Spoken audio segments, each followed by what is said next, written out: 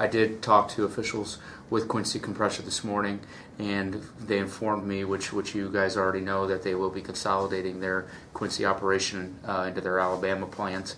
I had a very good conversation with the management team about next steps, not only for the employees but for the building, and look forward to a working relationship from here on out with Quincy Compressor to make the transition as smooth as it possibly can in a situation like this for the employees.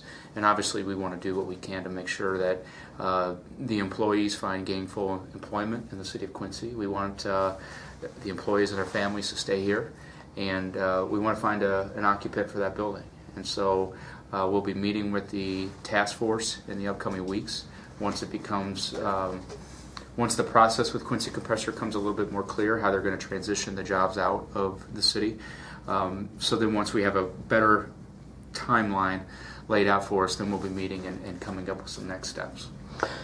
Any indications from the folks at Quincy Compressor on their thoughts on what you and the task force tried to put before them? They were very appreciative of the offer. I know I don't think they were expecting such a groundswell of community support that they received. They were very complimentary throughout the whole process of not only the union being willing to offer an incentive package, but that the state and local governments stepped up to the plate. And certainly we would have preferred a better outcome. But I think that when you look at the situation, there were obviously factors beyond our control. And that we put up a fight, we tried our best, but there were factors in Alabama that quite frankly we couldn't compete with. Can you give us any insight on some of the incentives your task force offered the company? Well, with the state of Illinois, there was job training incentives, there was tax incentives there. We did offer some type of an incentive if they needed to make improvements on their buildings. And then, of course, there was a large difference between the property taxes they paid in the city of Quincy versus Alabama. And so we spoke with a number of governmental bodies to float the idea if they'd be interested in helping us out. A number of them were. The exact dollar amount I don't want to get into, and all that's private. But we wanted to address the age of the building. We wanted to address the difference in taxing incentives from Alabama to Illinois, and then we wanted to let the union take care of the cost of the salary difference, if there was one. And you hear that Alabama labor force was cheaper. I did not find that to be true. I think that was overstated, but I know that Alabama was heavily incentivizing this company to move all their jobs there. So we did get creative and try to present an option that would have consolidation of the Alabama plant into the Quincy plant. That way they were comparing apples to apples. When you look at state governments, they always offer more incentives for new jobs than the retention of old jobs. And so we wanted to make sure that our incentive packages were comparing apples to apples. But obviously it's a challenge in the state of Illinois right now. Workers' compensation is higher here than in Alabama. Obviously you've got the property taxes and the overall business climate. So again, I think there were circumstances beyond our control, but I certainly think that the task force and the local union did our best to mitigate those circumstances, and I'm certainly proud of the effort that we put forward. Again, as mayor, I would have hoped for a better outcome, but now we need to put our best foot forward, work with Quincy Compressor to try to get as much of a positive outcome out of this as we can. Do you think that better incentives could have been offered? No, under this situation, no. The process was a unique one in the fact that I don't want to be lost that Quincy Compressor let us come to the table. Now that's something that doesn't always happen. A lot of times businesses leave and they don't tell you ahead of time.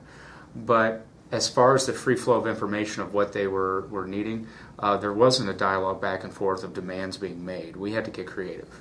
And we had to use the best information that we could gather, utilizing our own resources, and put together a package that made sense for Quincy Compressor, but also makes sense for the taxpayers. And again, with the state of Illinois, there is only so much that we can offer, and it can't be lost on anybody that our enterprise zone expires in a year, And so sometimes we would be able to offer carte blanche a 10-year incentive package. Here we could only guarantee one, and then if we had to extend any time out from that, we had to work with the taxing bodies individually to see if they would even be willing to listen to that. So it made this process that much harder. There was a lot of work done behind the scenes, but again, we're only as good as the tools that we're given. And from a city standpoint, we have property taxes here, and we have the enterprise zone designation, but really it's up to the state to come up with some creative ways that mitigates these differences from doing business in Illinois than other states. What are you doing now? I mean, you said that you guys had no idea that this was an issue. What are you guys doing now to be more proactive with other businesses to make sure that this doesn't come up on you guys again? Well, we've been proactive. Greta and myself have visited businesses. I always talk about, the first quarter I was in office, I visited 50 of our largest employers, and I continue to do that, calling them up. I don't have to go to a site visit every year. Greta will do retention calls, but calling them up and saying, hey, is there anything that we can do to help you grow? And certainly we've seen that with coal wholesale, where we have a project on 2nd Street because of those conversations, and we stay in constant dialogue. And I met with an economic development opportunity yesterday. I'm meeting with another one this afternoon about putting creative packages together to maximize our strength as a region. So we meet every day on opportunities for the city of Quincy, but unfortunately those take a large amount of time, and they don't always happen overnight. So I can tell you, Greta, myself, will continue to be proactive, and that's about all we can do. And it should be noted that, unfortunately, not all the time will management teams pull you into these conversations.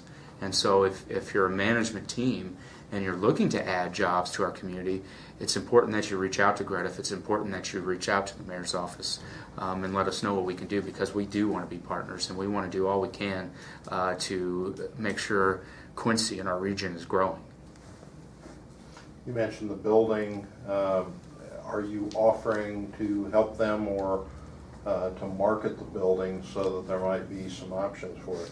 Yeah, that's one of the options that I proposed with Quincy Compressor. That if they can get us in contact of the person who will be handling their property and the sale of that property, that we would be happy to be partners with them in marketing and finding a new tenant for that piece of property. So I think it's a great space. Obviously, there's a lot can go in there, and I know of businesses who are looking for that type of square footage, and so now we just have to put them in contact with each other. In talking with our PR lady, she wouldn't get, well, she didn't get specific about anything, but nonetheless, one of the things she said was one of the factors had to do with how close the operations were to their major customers. You'd made the pitch that they were close to the center of the nation, within a day's journey of 70% of the population, I think it was. Is there any thought that Quincy Compressor is going to seek to have a distribution hub up here, even if they don't do manufacturing? I wouldn't rule that out, but I think right now they're concerned with the manufacturing. I think that right now they have a distribution hub in one of the Carolinas. If I told you North Carolina or South, I'd be wrong, but it's in one of the Carolinas. It's right outside of Charlotte, so probably North Carolina, that they just built 2 years ago. So I'm not so sure that they'd be willing to invest in a new distribution hub here, but it's certainly we would entertain it, and certainly there would be things that we could explore with them. And that's where it's important to keep an open dialogue with Quincy Compressor. It's very easy for people to act on emotion and to be upset, but the situation has presented itself. The management team has made a decision, and now it's our job to make the best of it. And certainly we want to make sure that the employees who are working for Quincy Compressor, not just the union, but the non-union employees, know that we're going to do what we can to connect them with employers who are hiring, and that with careers that match their skill set. What would you say to the people who are on the ropes about either moving down to Alabama or staying in Quincy? Well, I would say that there's a lot of opportunities in the city of Quincy, and Quincy is such a great place to live and work and raise your family, and I don't know of too many other communities that come to people's aid in times of need than Quincy. And it's happened since our founding and continues to happen. This was a good example. The whole community really rallied around the employees at Quincy Compressor to make sure we did everything that we can to get them to stay, and we will continue to do that. So I would urge them to obviously stay in our community, look for gainful employment. We'll do what we can, and I think we'll grow together. This certainly isn't. It's a large employer, 150 employees. Jobs is a lot to lose for a community. I think economically we'll have to absorb this, but also there are people hiring. Hollister Whitney's going through growth. Trinity Industries is going through growth. And so it's important that now we connect those employees with those employers who are experiencing growth here locally.